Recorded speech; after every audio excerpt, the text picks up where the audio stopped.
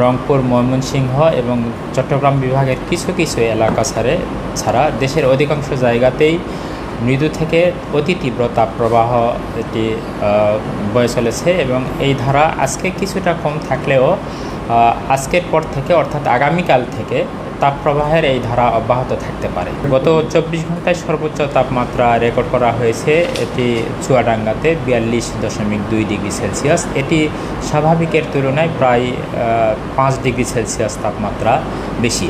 আর ঢাকাতেও তাপমাত্রা রেকর্ড করা হয়েছে 38.4 ডিগ্রি সেলসিয়াস।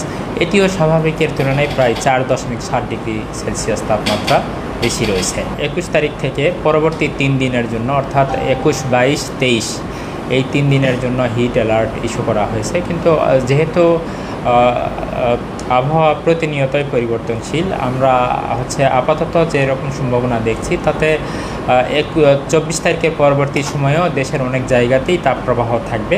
তবে আমরা 24 তারিখ পর্যন্ত দেখে পরবর্তী যদি প্রয়োজন পড়ে তাহলে সেক্ষেত্রে আমরা পুনরায় তাপপ্রবাহের সতর্কবার্তা আবার আমরা ইস্যু করব। রাজশাহী, পাবনা এবং খুলনা বিভাগের যশোর, কুষ্টিয়া, চুয়াডাঙ্গা এই সব অঞ্চল তাপপ্রবাহের সবচেয়ে হটস্পট। এপ্রিল মাস সবচেয়ে উষ্ণতম মাস। এটা প্রতি বছরই তাপপ্রবাহ থাকে এপ্রিল মাসে। সেটা কোনো সময় একটু টানা বেশি সময় ধরে থাকে, কোনো বছর একটু টানা কম সময় ধরে থাকে।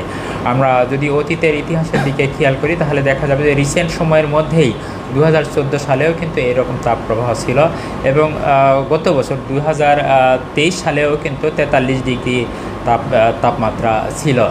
তো এখন পর্যন্ত যে সর্বোচ্চ তাপমাত্রা রেকর্ড হয়েছে 42.6 ডিগ্রি সেলসিয়াস। এটা বিষয় না, তার চেয়েও বড় বিষয় যে দেশের বিস্তীর্ণ অঞ্চল জুড়ে তাপপ্রবাহটা বয়ে চলেছে এবং এটার সাথে বাতাসে জলীয় বাষ্পের পরিমাণ বেশি থাকার কারণে মানুষের কাছে যে একটা অস্বস্তিকর অবস্থা বিরাজ করছে, অর্থাৎ স্বাভাবিক তাপমাত্রা যেরকম তাপমাত্রা উঠেছে তার চেয়ে অন্ততপক্ষে 2 থেকে 3 ডিগ্রি সেলসিয়াস তার কাছে তাপমাত্রা আরও বেশি মনে হচ্ছে। বৃষ্টি যদি বিস্তীর্ণ অঞ্চল জুড়ে যদি বৃষ্টি হতো, সাধারণত এই সময় কিন্তু কালবৈশাখীর সময়।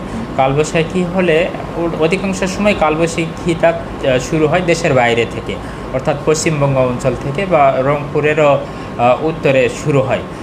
কিন্তু এই বছর ওইভাবে বড় এলাকা জুড়ে এরকম কালবৈশাখী হয়নি।